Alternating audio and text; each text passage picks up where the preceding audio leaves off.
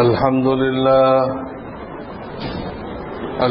لله نحمده ونستعينه ونستغفره ونؤمن به ونتوكل عليه ونعوذ بالله من شرور أنفسنا ومن سيئات أعمالنا من يهده الله فلا مضل له ومن يضلل فلا هادي له ونشهد أن لا إله إلا الله وحده لا شريك له ونشهد أن سيدنا ومولانا محمدا عبده ورسوله صلى الله تعالى عليه وعلى آله وأصحابه وبارك وسلم أما بعد فأعوذ بالله من الشيطان الرجيم بسم الله الرحمن الرحيم وأذن في الناس بالحج إلى آخر الآية وقال النبي صلى الله عليه وسلم في التلبية لبيك اللهم لبيك لبيك لا شريك لك لبيك إن الحمد والنعمة لك والملك لا شريك لك أو كما قال رسول الله صلى الله عليه وسلم बुजुर्गान मोहतरम আল্লাহ তাআলার ফজল ও করমে গত সপ্তাহে তালবিয়ার একটা অংশের ব্যাখ্যা করা হয়েছিল যে আল্লাহ আমি হাজির, আল্লাহ আমি হাজির, আল্লাহ তোমার কোনো শরীক নেই। এই শরীক কিভাবে হয়, ইহুদিরা কিভাবে করতেছে, খ্রিস্টানরা কিভাবে করতেছে, হিন্দুরা কিভাবে করতেছে, অগ্নি পূজকরা কিভাবে করতেছে, আমরা মুসলমানরা কিভাবে করতেছি, এর ব্যাখ্যা গত শুক্রবারে পেশ করা হয়েছে। আমরাও শরীক করতেছি। আমরা যারা পীরের পায়ে সেজদা করি, পীরের কবর তওয়াফ করি, পীরের কাছে চাই, পীরের দরগায় মান্নত মানি, পীরের কবরে গেলাপ দেই, বাতি দেই, এসব শিরিক। গাড়ি থামায় পয়সা দেই, এসব শিরিক। শিরিক থেকে আমরাও মুক্ত না। অথচ ইমানের মধ্যে যদি বালুকণা পরিমাণ শিরিক থাকে, ওই ইমান বাতিল, ওই ইমান গ্রহণযোগ্য না। কারোর ইমানের মধ্যে বালুকণা পরিমাণ শিরিক থাকলে তার ইমান আল্লাহর দরবারে গ্রহণযোগ্য না, ওটা বাতিল ইমান। সে যতই ইমানের দাবি করুক, কোনো দাম নেই। মেরাজে যে আল্লাহ তাআলা 3টা হাদিয়া দিছিলেন এই আখিরি উম্মতের জন্য, প্রথম হাদিয়াই এটা ছিল, তোমার কোন উম্মত যদি শিরিক মুক্ত ইমান আনতে পারে। নবীজিকে বলেছিলেন আল্লাহ, তোমার কোন উম্মত যদি শিরিক মুক্ত ঈমান নিয়ে আসতে পারে, আমি রব্বুল আলামিন তাকে জান্নাত দিবই দিব। আমি মাওলা ওয়াদা করলাম। এইখানে আল্লাহ তাআলা যে ওয়াদাটা করেছেন, এটা মুসলিম শরীফের হাদিস। মুসলিম শরীফের হাদিস। জান্নাত দিবেনই দিবেন, কিন্তু শর্ত হল শিরিক মুক্ত। কিন্তু আমরা কোনো না কোনো দিক দিয়ে শিরিকের সাথে যুক্ত। মুখে বলি আল্লাহ পালে, আল্লাহ লালন পালন করে, আর দিলে আছে কি আল্লাহ করে, তবে দোকান থাকতে হয়, চাকুরি থাকতে হয়, ব্যবসা থাকতে হয়, তাহলে আল্লাহ পালে। এগুলো না থাকলে তো না খায় মরতে হবে। নাউযুবিল্লাহ, এটাও শিরক। আল্লাহ রুবুবিয়তের মধ্যে আল্লাহ যে পালনেওয়ালা, আরবি বলে রুবুবিয়ত, আল্লাহ পালনেওয়ালা, এর মধ্যে শিরক করা হলো। আর কবর নিদা করলাম, ওটা হলো উলুহিয়ত, আল্লাহ যে একমাত্র উপাস্য, আর কোন উপাস্য নেই, আর কারো উপাসনা করা যাবে না, ইবাদত করা যাবে না, ওটার মধ্যে শিরক। ওটা হলো শিরক ফিল উলুহিয়ত, আল্লাহর উপাস্য হওয়ার মধ্যে শিরক করা। আর দোকান না হলে চলবে না, চাকরি না হলে চলবে না, এটা হলো শিরক ফিল রুবুবিয়ত, আল্লাহ রব। কবরে এটাই সওয়াল করা হবে, তোমার রব কে ছিল? তখন তো আমরা এটাই বলে ফেলবো। কেউ বলবো যে আমার রব ছিল দোকান, আমার রব ছিল চাকুরি, আমার রব ছিল ব্যবসা। চালাকি করে আপনি সঠিক জবাব দিবেন, এটা হবে না। যেটা অন্তরে আছে ওইটাই জবাব দিবে মানুষ। এই জন্য গায়রুল্লাহ থেকে আল্লাহ ছাড়া যা কিছু আছে, ওরা যে আমাদেরকে পালতে পারে না, এই বিশ্বাসটা, এই গলত বিশ্বাসটা দিলের থেকে দূরে সরাইতে হবে। আর দূরে সরানোর ব্যবস্থা হলো আল্লাহ রুবুবিয়াতের দাওয়াত দেওয়া। আল্লাহ রুবুবিয়াতের মানুষকে বলতে থাকতে হবে, বলতে থাকতে হবে, বলতে থাকতে হবে। আল্লাহ পাল্লেওয়ালা, তাহলে কিন্তু লাগানো যাবে না। আল্লাহ পাল্লেওয়ালা কিন্তু দোকান লাগবে, কিন্তু লাগাইলে শিরক হয়ে গেল। বনি ইসরায়েলকে 40 বছর পহলে দেখাই দিতে, 40 বছর।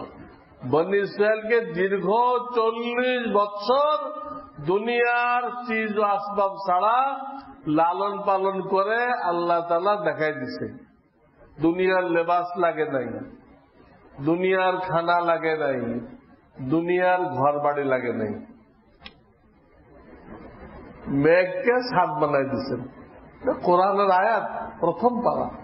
فَظَلَّلْنَا عَلَيْكُمُ الْغَمَامَ وَأَنزَلْنَا عَلَيْكُمُ الْمَنَّ وَالسَّلْوَىٰ। আমি মেঘমালাকে তোমাদের জন্য ছাদ বানাই দিলাম, যাতে সূর্যের তাপ থেকে বাঁচতে পারো। আর আসমান থেকে মান্না সালোয়া 2 রকম খাবার পাঠাইলাম। তো দুনিয়ার কিছু লাগছে? কিচ্ছু লাগে। যদি এখন আল্লাহ করতেছেন না, এখন আল্লাহ নিজেকে পর্দার আড়ালে রাখছেন। আমরা চিজ ও আসবাব থেকে হইতে দেখতেছি, আমরা চিজ ও আসবাব থেকে হইতে দেখতেছি। এই জায়গাটাই পরীক্ষা। আপনি হইতে দেখবেন এক জিনিস থেকে, আসলে হইতেছে আর এক জিনিস থেকে। বাহ্যিক ভাবে দেখা যায় যে এই বিল্ডিংটা জমিনের উপরে বসে আছে। বাহ্যিক ভাবে দেখা যায় যে এই বিল্ডিংটা, যে কোনো বিল্ডিং, সে এই পুরা 5খানা জমিন নিয়ে বসে আছে, মাটির সব জায়গায় বসে আছে, এটা দেখা যায়। কিন্তু এটা কি বাস্তব? বসে আছে? কোন বিল্ডিং জমিনের উপরে বসে নেই। ওই বিল্ডিং এর অনেকগুলো পায়া আছে, ওই পায়ার নিচে পাইলিং করা আছে, জমিন মজবুত করা আছে।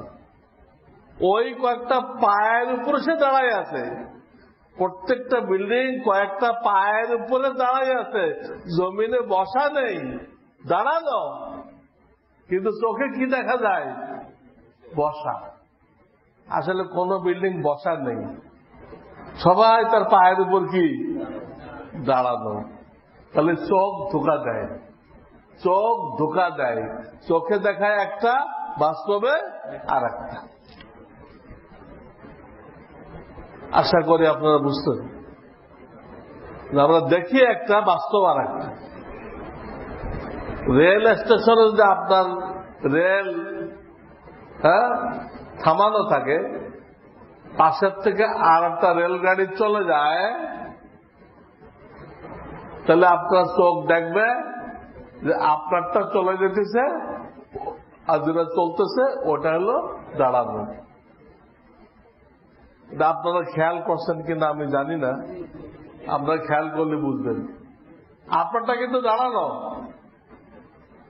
কিন্তু আপনার চোখ দেখবে আপনারটা চলতেছে আর চলন্তটা দাঁড়ায় আছে। তাহলে কি বোঝা গেল? চোখ ধোকা দেয়। এই জন্য চোখ যখন ধোকা দেয় তা আমাদেরকে কোরআন মানতে হবে। কোরআন কাউকে ধোকা দেয়, কোরআন সুন্নাহ কাউকে ধোকা দেয় না। কোরআন সুন্নাহ হক কথা বলে। এই জন্য এই দাওয়াতের লাইনে মেহনত করলে গায়রুল্লাহ থেকে হওয়ার একিন শেষ হয়ে যায়, এবং তার একিন হয় কোথায়? যে আমার রিজিকদাতা একমাত্র কে? এক পিয়ন যদি না থাকে, আল্লাহ আর এক পিয়ন খাড়া করবে। আমরা যাদের মাধ্যমে রিজিক পাইতেছি এইগুলো আল্লাহর পিয়ন। একটা পিয়ন যদি নষ্ট হয়ে যায় তাতে রিজিক বন্ধ হবে না, আল্লাহ আর একটা পিয়নকে দিয়ে রিজিক পাঠাই দিবেন। একটা চাকরি নষ্ট হয়ে গেলে আল্লাহ আর একটা চাকরির ব্যবস্থা করে দিবেন। কোন রাস্তা বন্ধ হইলে আল্লাহ আর একটা রাস্তা চালু করে দিবেন। আল্লাহ সব জায়গায় এই ব্যবস্থা রাখছেন, বিকল্প ব্যবস্থা রাখছেন। মানুষকে আটকান নাই, মানুষকে আটকান নাই। দেখেন না, ব্লক হয়ে যায়, ফুসফুস যে লাইনগুলো গেছে হার্টের মধ্যে, তা ব্লক হয় না? তো ব্লক হয়ে গেলে মরে যায়। ওই যে আপনার রগ নেয় পায়ের থেকে, নিয়ে বাইপাস করে দেয়। আল্লাহ মানুষকে বাইপাস করে বাঁচিয়ে রাখছে। গল বেলানা ফেলে দিলে সে আর চর্বিযুক্ত খাবার খেয়ে হজম করতে পারে না, চর্বিযুক্ত খাবার খেয়ে হজম করতে পারে না,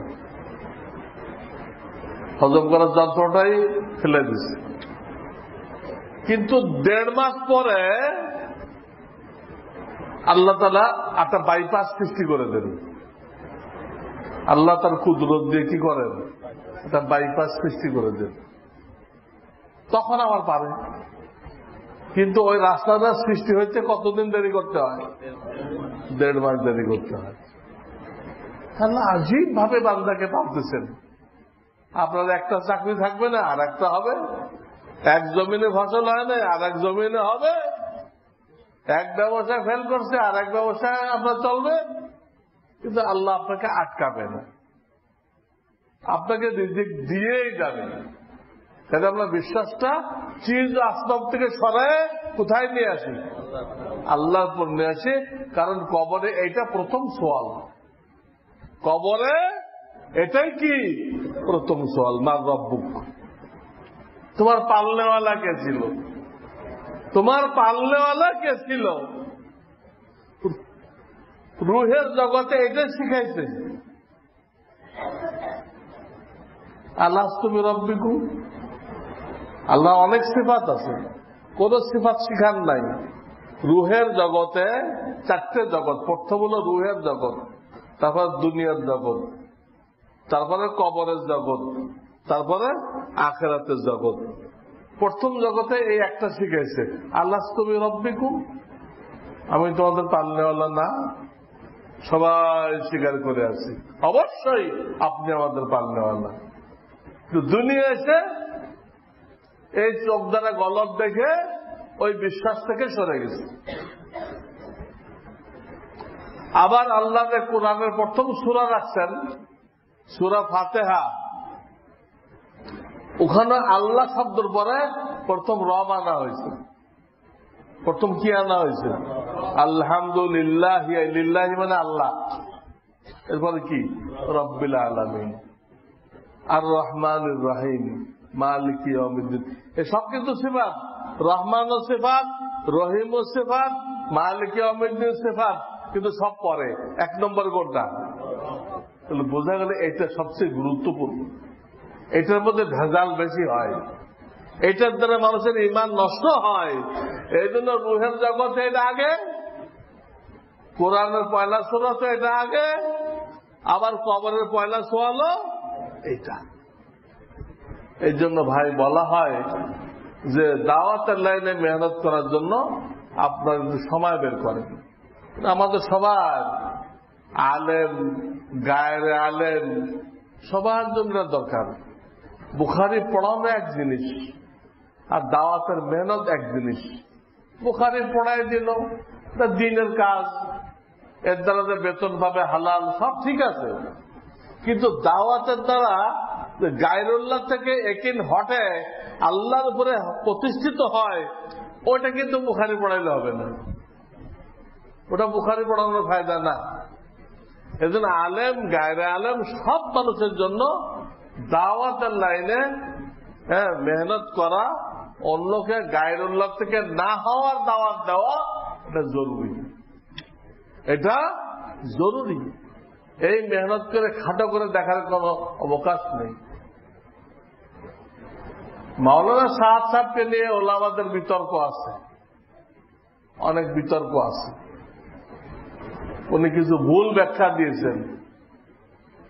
গতকাল আওয়ার ইসলাম পত্রিকায়, অনলাইন পত্রিকায় আমার একটা লেখা ছাপছে, এটা আপনারা পড়ে দেখতে পারেন।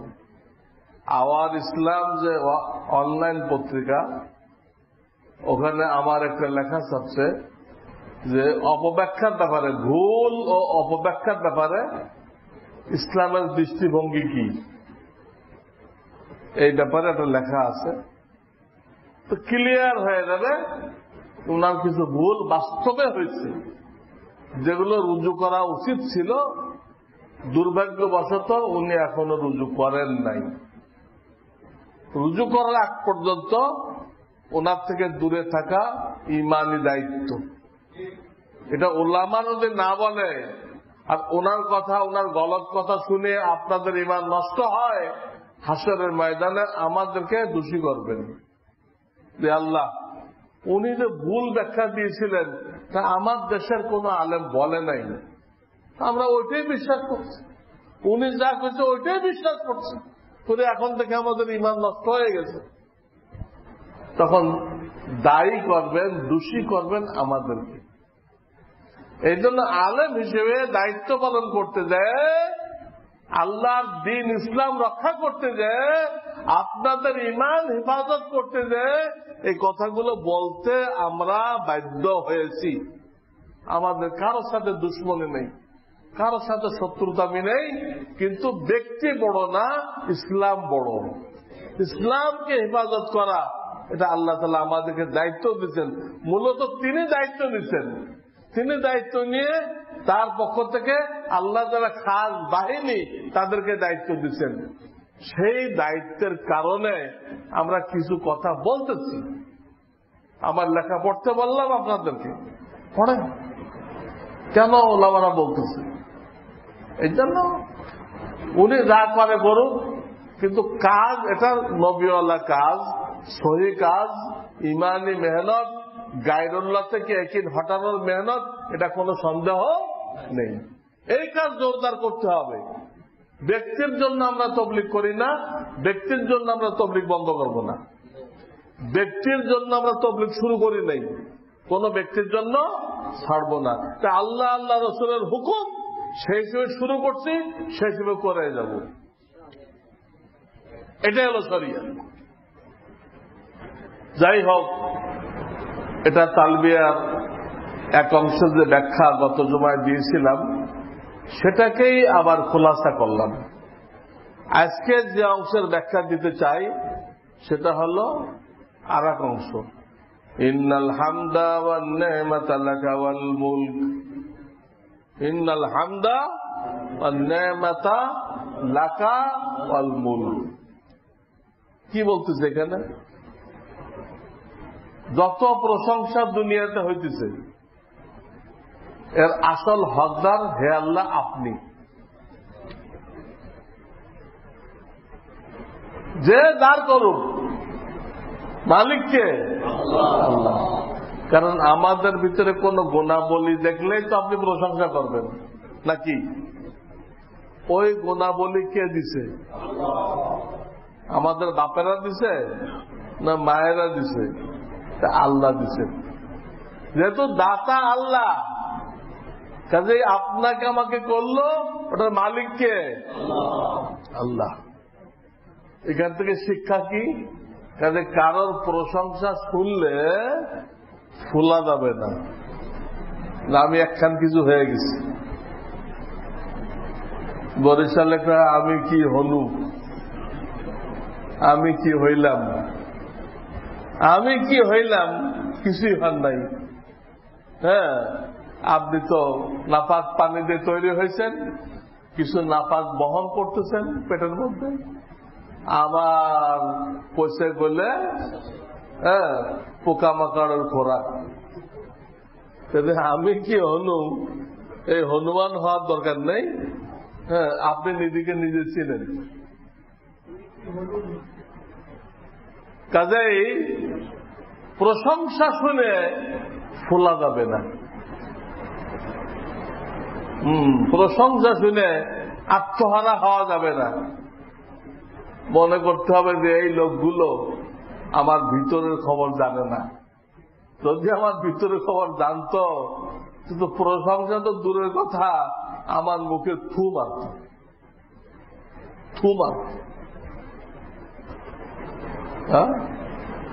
আমাদের ফজরের নামাজের অবস্থা কি? অনেক মানুষের ফজরের নামাজের খবর নেই। এমনি মাশাআল্লাহ খুব দিনদার মানুষ সমাজের মধ্যে, ফজরে উঠতে পারেন। এই ধরনের ত্রুটি যদি এক এক করে বলি আমি, গীবাত শিকায়তের অবস্থা কি আমাদের? অধিকাংশ কথা গীবাত হয়ে যায়, হাজারো ত্রুটি।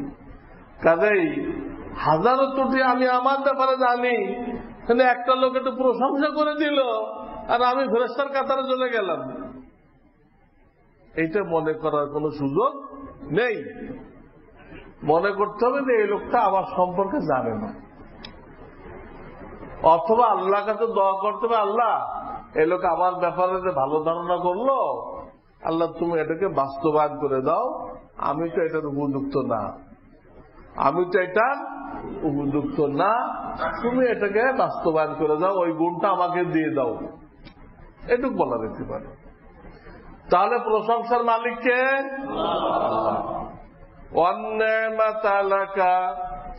আমাদের কাছে যত নেয়ামত আছে, শুধু টাকা পয়সা গাড়ি বাড়ি না, বডির প্রত্যেকটা জিনিস নেয়ামত। একটা কিডনি পাল্টাইতে যান দেখেন তো কয় লাখ টাকা লাগে, একটা লিভার পাল্টাইতে যান তো কয় লাখ টাকা লাগে। আপনার শরীরে অন্তত 1 কোটি টাকার মাল আছে কমপক্ষে, আসলে তো এর থেকেও বেশি। আমি দুনিয়ার হিসাবে বললাম যে আপনার বডির মধ্যে কমপক্ষে 1 কোটি টাকার মালামাল আছে। একটা মগজের দাম কত, একটা হার্টের দাম কত, একটা ফুসফুসের দাম কত, এটা তো হিসাবের বাইরে এত জিনিস দিয়ে রাখছে। আমরা খালি টাকাটাকেই নিয়ামত মনে করি, আর এত কোটি টাকার মাল যে আল্লাহ দিয়ে রাখছে এটা আমরা হিসাব করি না। তো যত নিয়ামত আপনার আমার কাছে আছে, লাকা আল্লাহর দেওয়া। কার দেওয়া? এই ব্যাপারে আমাদের 2 রকম ভুল আছে। কোন কোন নিয়ামতের ব্যাপারে আমাদের ধারণা যে এইটা আমি টেকনিক খাটায় বুদ্ধি খাটায় অর্জন করছি। এই নিয়ামতটা, এই যে ব্যাংকে কোটি কোটি টাকা, এগুলো আমি টেকনিক করে ব্যবসার পলিসি বুঝি, আমি সেই পলিসি বুঝে আমি এই টাকাগুলো কি করছি, অর্জন করেছি। কিছু লোক আছে এই ভুলের মধ্যে। আচ্ছা, আর কিছু লোক আছে আল্লাহ যে আমাকে এত নিয়ামত দিল, আমি গুলশানের মতো জায়গায় 1 বিঘার উপরে বাড়ি বানাই ফেললাম, তাহলে নিশ্চয় আমি আল্লাহর ওলি, আল্লাহ আমাকে সাংঘাতিক ভালোবাসেন। তা না হলে গুলশানের মতো জায়গায়, বনানীর মতো জায়গায় এত বড় একটা অট্টালিকা বানানো তা আমার দ্বারা সম্ভবপর হতো না। এই 2 রকম ভুল আছে। এই নিয়ামত গুলো আমাদের অর্জিত মনে করি এবং এই নিয়ামতের কারণে নিজেকে আল্লাহর কাছে প্রিয় মনে করি। এই দুটোটা কথাই গলত। একটাও আমাদের অর্জিত না, এটা কিসমতে লেখা ছিল, আল্লাহ দিয়ে দিচ্ছে। বহু জাহেল দস্তখত করতে পারে না, বহু জাহেল মূর্খ দস্তখত করতে পারে না, তারা কোটি কোটি টাকার মালিক। তো তার কি যোগ্যতা আছে দস্তখত করতে পারে না? পত্রিকা পড়তে দেখলে লোকেরা হাসে। পত্রিকা কিভাবে ধরতে হবে, ধরার একটা তরিকা আছে না? ও ধরছে উল্টা করে, নিজেকে শিক্ষিত প্রমাণ করার জন্য একটা পত্রিকা কিনছে, কিন্তু এটা ধরতে তো জানে না। কত কথা ইত্তেফাক লেখা উপরের দিকে, এটা উপরে রাখতে হবে, ও ওটা রাখছে কোন দিকে, নিচের দিকে রাখছে। আর মানুষ হাসতেছে, এলো কি করে, কেমনে পড়ে, এত বড় মূর্খ। অথচ তার আন্ডারে কত বড় বড় ইঞ্জিনিয়ার তারা চাকরি করতেছে, কত বড় হিসাব রক্ষক, এক একজনের বেতন 5 লাখ টাকা। অনেক হিসাব রক্ষক আছে তার মাসিক বেতন 5 লক্ষ টাকা, তারা চাকরি করতেছে। আরে গণ্ড মূর্খ। তাহলে নিয়ামত বিদ্যা বুদ্ধির জোরে হয় না, এটা আল্লাহ দেয়। বিশ্বাস থাকতে হবে কে দেয়, আল্লাহ দেয়। এই ভুলটা প্রথম করছিল কারুন। কে করছিল? কারুনকে মূসা আলাইহিস সালাম বলেছিলেন, আল্লাহ তোমাকে নিয়ামত দিছে, তুমি আল্লাহর গরিব বান্দাদেরকে কিছু যাকাত দাও। তখন কারুন বলল, মূসা আল্লাহ কখন আমাকে দিল? ক্বালা ইন্নামা উতিতুহু আলা ইলমিন ইনদি। কোরআন শরীফ 20 পারা। এখানে কারণের কথা আল্লাহ নকল করছে। কারণ বলতে আল্লাহ কখন দিল, এ তো আমি ব্যবসায়িক টেকনিক দিয়ে এগুলো মাল জমা করছি, ব্যবসায়ী টেকনিক দিয়ে আমি এই মাল জমা করছি। আল্লাহ কখন দিল আমাকে, আমি জমা করছি। সে চিন্তা করলো না আমার ব্রেনটা ঠিক রাখছে কে, আমার হাত পাও ঠিক রাখছে কে, সবই তো আল্লাহ। আমাকে হায়াতে রাখছে কে, আল্লাহ, সবই তো আল্লাহ। তাহলে আমার কোনটা? বেকুব এই কথাটা চিন্তা করে নাই। এই প্রথম সে এই চিন্তা দ্বারা লালন করছে যে আমি এটা জমা করছি এই মাল। ওইখান থেকে না জানার কারণে আমরা অনেকেই ওই কারণের চিন্তাধারা আসি যে আমি বুদ্ধিসাধ্য করে এটা করছি। না, আল্লাহ দিছে, আল্লাহ দিছে। এবং মালের কারণে কেউ আল্লাহর কাছে প্রিয় হয় না, মালের কারণে কেউ আল্লাহর কাছে অলি হয় না। তো কারণ সবচেয়ে বড় অলি হইতো, ফিরআউন আল্লাহর অলি হইতো, সাদ্দাদ যে দুনিয়াতে বেহেশত বানাইছিল সে আল্লাহর অলি হইতো, তো কেউ তো হয় নাই। অলি হয়েছে কারা? আবু হুরায়রা, যে না খাই বেহোশ হয়ে যেত, আবু হুরায়রা আল্লাহর অলি হয়েছে। এরকম গরিব সাহাবী আবু বকর সিদ্দিক চট পড়ছেন। হয়তো ওমর ফারুকের জামায় কয়েক জায়গায় ছিঁড়ে গেছে, কয়েক জায়গায় কাপড় দিয়ে পট্টি মারছে, আর এক জায়গায় কাপড় পায় নাই, তো চামড়া দিয়ে পট্টি মারছে। চামড়া দিয়ে কি করছে? পট্টি মারছে। আল্লাহ আল্লাহ এগুলো পরোয়া করে না। চামড়া দিয়ে পট্টি মারলাম না কিসের। এক লোকের কিস্সা শুনছিলাম, সে বিদেশ থেকে একটা কাপড় আনছে এত দামি যে বাচ্চার কাছে পেশ করছে এই কাপড়টা, মনে হচ্ছে এখানে গেলে দামটা পাবো, কিন্তু বাচ্চা ফেরত দিয়ে দিবে। বলছে না, তোমার এই কাপড় কেনার ব্যবস্থা আমার কাছে নেই, তোমার এই কাপড় আমি কিনতে পারবো না, এত দামি এটা। তুমি স্যার খুবই মনক্ষুণ্ণ হয়েছে হয়ে ওই এলাকাটা ফকির ছিল, ফকির মানে আল্লাহ আল্লাহ, বাচ্চাই পারল না, তো ফকিরের কাছে যাই। তো ফকির ওটা কিনছে, ওই কাপড়টা ফকির কি করছে? কিনছে, কিনে জামা বানায় গায়ে দিছে। দিলে বাচ্চার খুব রাগ উঠছে যে আমার সে ছোট করলো, আমার রাজ্যের মধ্যে থাকে, আমি একটা কাপড় কিনতে পারলাম না, আর ফকিরে কিনলো। তো সে প্রধানমন্ত্রীকে পাঠিয়ে দাও তো, তুই ঘটনা আগে যাচাই করে আসো। আগের থেকে তারা রিপোর্ট দিত না, এই হয়েছে। এখন তো ঘটনা ঘটার সাথে সাথে রিপোর্ট হয়ে যায় কারা করছে, কোন যাচাই বাছাই নেই। বর্তমানে যাচাই বাছাই খতম, ঘটনা ঘটছে সাথে সাথে মন্ত্রীরা বয়ান দিয়ে দেয় কে কে করছে, সাথে সাথে। মানে প্রত্যেকে গোয়েন্দা দপ্তরের প্রধান আসছে। তো বাদশাহ মন্ত্রীকে পাঠাইল, মন্ত্রী এসে রিপোর্ট দিল, বাদশাহ আপনার চিন্তা করার কোনো কারণ নেই। তো কেন? ওই জামার যে জুব্বা বানাইছে তাতে ওই কাপড়ে হয় নাই, একটা হাতা শর্ট পড়ছে। ওই কাপড় দিয়ে যদি জুব্বা বানাইছে, জুব্বা হয় নাই, কাপড় শর্ট পড়ছে, একটা হাতা পুরো শর্ট পড়ছে। ওইটা উনি সালা চট দিয়ে লাগাইছে। ওই হাতাটা কি দিয়ে লাগাইছে? সালা চট দিয়ে লাগাইছে। কাজে এই জামা নিয়ে আপনার চিন্তা করার কোনো দরকার নেই। বাচ্চা আশ্বস্ত হয়েছে, ঠিক আছে, কারণ সালা চট যখন লাগাইছে তো ওই কাপড়ের ইজ্জত শেষ। কিন্তু আল্লাহওয়ালার কাছে সালা চটের যে দাম, ওই কাপড়ে ওই দাম।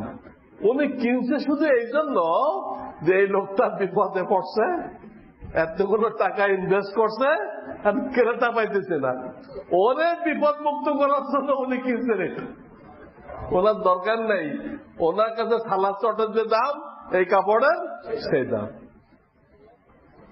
তো আল্লাহর ওলি তো ওমরে ফারুক চামড়া দিয়ে পট্টি লাগাইছে, এই আবু হুরায়রা, এই ইবনে মাসউদ, এই আলী, হযরত আলী, উনি বেতন খাইতেন কিসের বিনিময়? রাত্রে বাইতুল মাল ঝাড়ু দিতেন, দেশ চালায় বেতন নিতেন না। বাইতুল মালের ঝাড়ুদার মারা গেছিল, উনি নিজে ঝাড়ুদার হয়েছিলেন। ঝাড়ুদার হয়ে ওই ঝাড়ুদারের বেতনটা উনি খাইতেন। সংসার তো চালাইতে হবে। আগে ওনারা বেতন নিছে, কিন্তু মরার আগে টাকাটা আবার বাইতুল মালে ফেরত দিয়ে গেছে। আলী চিন্তা করলো, আমি যে বেতন খাবো আমার তো ফেরত দেওয়ার ব্যবস্থা নেই, তাহলে কি করা যায়? তখন ওনার মাথায় বুদ্ধি আসলো যে বাইতুল মালের ঝাড়ুদার তো মারা গেছে, আমি গভীর রাত্রে উঠে বাইতুল মালটা ঝাড়ু দেই, পরিষ্কার করি, ওর যে বেতনটা ছিল ওই বেতনটা খাই, আর দেশ পরিচালনা করে ফিরি আল্লাহর হস্তে, আল্লাহর হস্তে। তো একটা লোক একদিকে খলিফাতুল মুসলিমিন, পুরা রাষ্ট্রের পরিচালক, আর একদিকে সে বাইতুল মালের ঝাড়ুদার। এরাই আল্লাহর ওলি, এই ঝাড়ুদাররা আল্লাহর ওলি। বুঝছেন না? গুলশান বাড়ি হলে আল্লাহর ওলি হওয়া যায় না। কাজেই যত নেয়ামত আছে আমরা অর্জন করি নাই, এবং এই নেয়ামতের কারণে আমরা আল্লাহর ওলি না, আল্লাহর কাছে প্রিয় না। আল্লাহর প্রিয় হবে কিসের দ্বারা? ঈমান আর আমলের দ্বারা। ঈমান আর আমলের দ্বারা। 3 নম্বর কথা, ওয়াল মুলক, আল্লাহ রাজত্ব তুমিই দিয়ে থাকো, রাজত্ব তোমার হাতে, তুমি দিয়ে থাকো। এই শেষের কথাটা গণতন্ত্রের শিকড় কেটে দিল। গণতন্ত্রে বলে জনগণ ক্ষমতার উৎস, জনগণ যাকে বানায় সেই প্রেসিডেন্ট হয়। অথচ জাপানের একটা সুনামি যদি হয়, জাপানের, তো জনগণের কোনো পাত্তা থাকবে? লাখ লাখ জনগণ মরে সাফ হয়ে যাবে। সুনামি বোঝেন না? যদি আমরা জলোচ্ছ্বাস কই, জাপানে বলে সুনামি, আমরা বুঝে নাকি সুনামি, এটা তো কুনামি হওয়া দরকার। একটা সুনামি হলে জনগণ মরে শেষ, এরা আবার ক্ষমতার উৎস হয় কিভাবে? গণতন্ত্রের শিকড় কেটে দিছে। গণতন্ত্র কুফরি তন্ত্র। জনগণ ক্ষমতার উৎস না, ক্ষমতার উৎস আল্লাহ। আল্লাহ যাকে ক্ষমতা দেয় সে পায়, আল্লাহ যখন চায় তার কাছে রাখে, আল্লাহ যে কোনো সেকেন্ডে চায় তার থেকে ছিনাই নাই। কিন্তু কোন অবস্থাতে জনগণকে ক্ষমতার উৎস মনে করা এটা কুফরি আকীদা, ভুল বিশ্বাস। আল্লাহ এই কুফরি বিশ্বাস থেকে আমাদের সবাইকে হেফাজত করেন। ওয়া আখিরু দাওয়ানা আনিল হামদুলিল্লাহি রাব্বিল আলামিন।